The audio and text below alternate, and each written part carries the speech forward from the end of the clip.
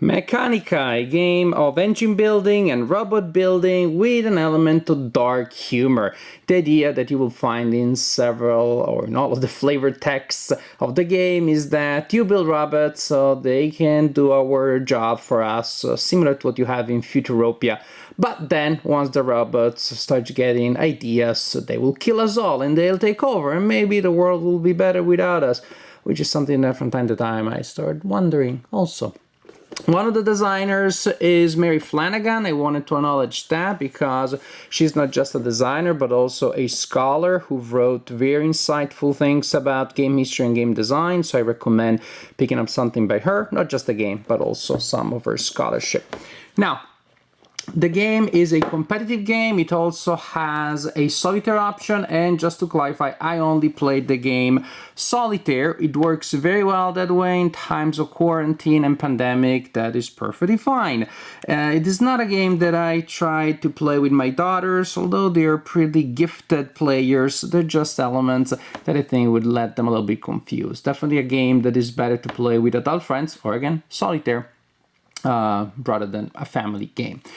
The game is designed to work in synergy with the box. The box is not supposed to be just a storage unit where you keep the components between games, but also they still does stuff during the game. For example, you have money represented by these coins here, and you're told that you can keep the money in this thingy here, and then you just dig it out as the game progresses. But the ones that are very important, small denominations, are small, so they will tend to drift to the bottom, and I just find this is deep and not very large, at least for my big hands, so I find that pretty inconvenient. The same thing for the robots. We are told you can keep them in the box and just dig them out as you need. Again, that doesn't work for me. And the small robots, the white ones, again, tend to go to the bottom. You have three types of robots, the white, the orange, and the purple, and the order I mentioned them is the order of value from basic to most advanced, white, orange, and purple. Also, we have blueprint cards that you will try to fulfill during the game to gain money, and you're supposed to keep them there. But the problem is that if you're sitting where I am and those cards are in the box, well, what you don't see is exactly what you need the most, which is the band here at the bottom that tells you which robots you can turn in to fulfill the blueprint card and gain that much money. So again, as I play, I keep the deck of blueprint cards and the available blueprint cards outside of the box. A fun component is this, the safe. Looks like a porta potty for money, but it's pretty cute. Each player has one, and they put some of their money in there. The money you get from blueprint, they will give you, the blueprints give you more money than you make from other things in the game, but that money goes in your safe because you cannot use it during the game. And this is an important element of the design because money is victory points. At the end of the game, the wealthiest player wins the game.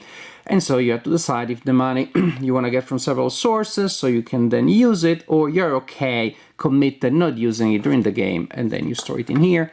You get money more easily this way, but again, you can't use it during the game. Now, there is an element of the box that does work and is absolutely essential, and it is this wheel here. You will start with a basic factory, which I will show you later, and during the game you will acquire improvements represented by these puzzle-shaped pieces. And the cost of each improvement is indicated by the number next to the slot where the improvement currently is. So if I want to buy this one, right now it costs me 7 money, this one costs 5. At the end of each turn, the wheel is moved by one click and a new piece is added from a stack that you have there. And so that's cool because the pieces that did not receive a lot of love early on, their price goes down, and if really nobody wants them, they go all the way to the pit of doom, which is really kind of cool. I have to admit, I'm not impervious to cool, cute components like that. So, the wheel is very important and it also really works. Now, each player, as I said, has a personal factory, which is a board such as the one that you see here. The beginning looks pretty unexciting. You start with a basic robot and just what you see on the board, which is a basic fabricator that will make a basic robot each turn, and 3 small trucks. The idea is that during the game you will buy those improvements you saw there and you'll put them in your factory, connecting them like puzzle pieces, and then you'll do things with them. Just an example, you can buy other fabricators, you can buy bigger, better trucks as the game progresses. Now, you can buy forks, such as these ones. The improvements as go on the wheel, and the price changes depending on the position on the wheel, as opposed to the trucks and the fork. They have a basic cost that stays always the same, and you can buy them in addition to your improvements. Now, at the beginning of each turn, all players run their factories at the same time, which is they move all bots that they have in their factories from the previous turn at the same time. They move them to the next available hole following these conveyor belts. So, for example, this one goes all the way here and stays there. And that's it for now. This one goes to the next hole, which is this one here, the duplicator. Now, these tiles have different holes and different connections that will actually make them work. You have here a reminder in Iconese of what they do, what the machine does. A value at the end of the game. This is how much value this game piece is worth it. And remember, money is victory points. And this is the kind of robot that you can get if you acquire the tile and instead of installing it in your factory, you recycle it. That is, you discard it, then you can get a robot of that kind instead. Now, this would be it for the phase in my turn in which I moved the bots to the next hole. And then, after everybody does this at the same time, everybody activates all their improvements. That is, you do the things that your machines let you do. In that phase, for example, the duplicator will replace the robot that I have there with 2. And that's how it works. So next turn, after my little machines make me more bots, next turn, what I do here, remember, all bots move to the next hole. So this one, for example, from the duplicator goes here. This one goes here. Makes me money every time a bot goes through a gift wrapper. It makes me money. That's what that one does. And this one goes here. Now, when it's time to activate them, this one you already know what it does. This one is another duplicator, so it does the same thing. So I think you get the idea. But I want to show you if I start with a bot here is the upgrader, and then what the upgrader does is I can upgrade a bot to the next level. So during the phase when I run my improvement, this one does like this. And this is pretty much the general idea, that you are moving your bots turn after turn, activating things, etc., etc. So I don't know that all the moves that I made here were legal, but I know that I hope that they were, and I'm showing you how the game works, so that's just good enough for now.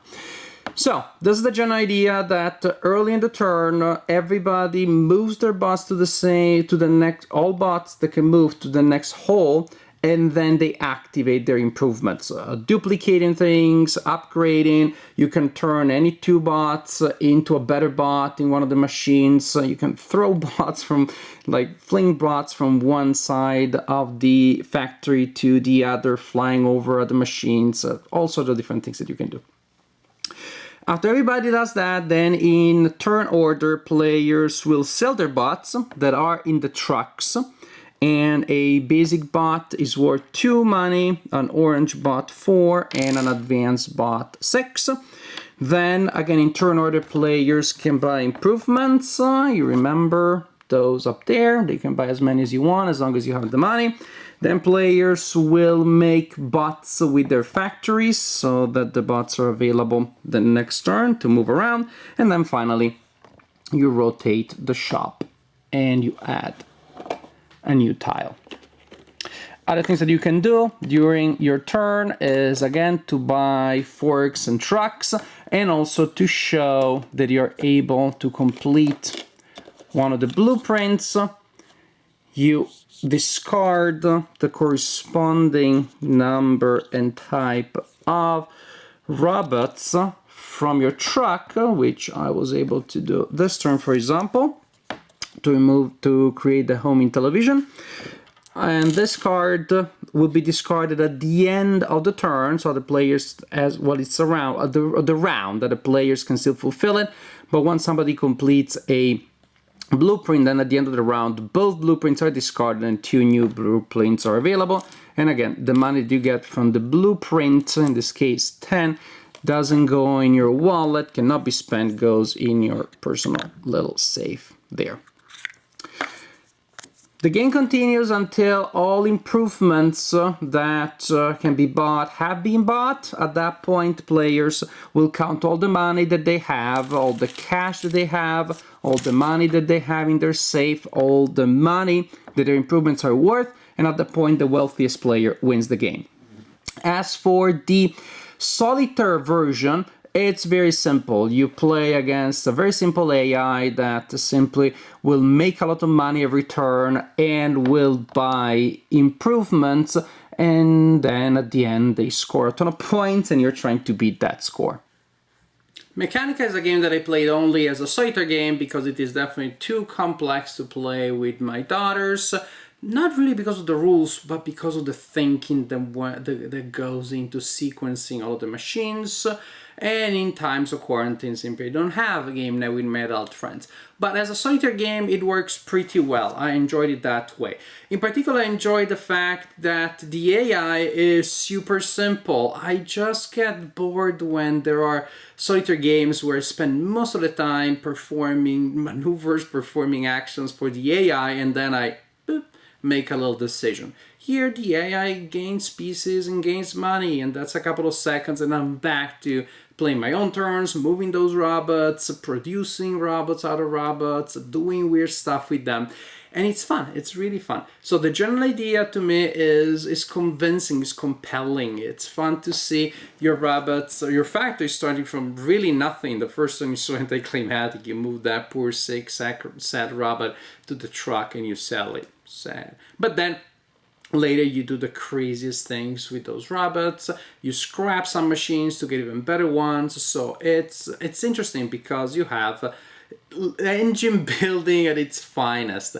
I don't mind the humor about the darkness that the robots are gonna bring upon us, but also, I don't know, I don't think that it adds all that much. The production elements that are maybe a little too ambitious, as I mentioned in my main segment, they don't work very well, but on the other hand, simply don't cause a problem either. In most of my games, I take the components out of the box. I'm disappointed when I'm told that I don't have to do it, and it turns out I do, but that's clearly not a deal breaker because, again, I'm simply placing the components where I usually place them. As for gameplay, as I said, it's fun because you create this engine, you see it building, but there is one thing towards the end of the game that felt a little anticlimactic, because towards the end of the game, buying new pieces simply is not efficient anymore, because you don't have time for them to produce enough money to make it worth it. I'm paying 7, but it's the last turn. That piece is never gonna give me 7 or even 5 or 4. The value of the piece at the end of the game is less than that. So the last couple of turns, when you see that the stack is almost over, if you're playing solitaire, you just run your own robots. You don't buy anything new. You can, of course, but then you're lowering your score. And so I found that to be a little anticlimactic. Other than that, the game is solid because, again, there is the components are good. The fun of creating your factory is good. The different order in which the improvements come out from game to game also adds to the interest of the game, although chances are that you will get really warm, really attached to some combos, and maybe you'll try to do those from time to time or almost every time. I mean, there is a certain family likeness that will emerge from game to game because you will want some extra trucks and you will want some extra factories. All the factories work in different ways, but they still make robots, and you will need some forks. But still, there is variety and continuity, I would say. So, Mechanica, I enjoyed it. I wasn't crazy about it. It still feels a little cold and dry, and that's okay, given the theme especially. But for a solitaire game that I can play by myself without having to worry about anything else, without having to worry about a cumbersome AI, with a fun theme, with fun components, it's a good one. Again, didn't fall in love, but it was fun. It was enjoyable. It was an enjoyable game.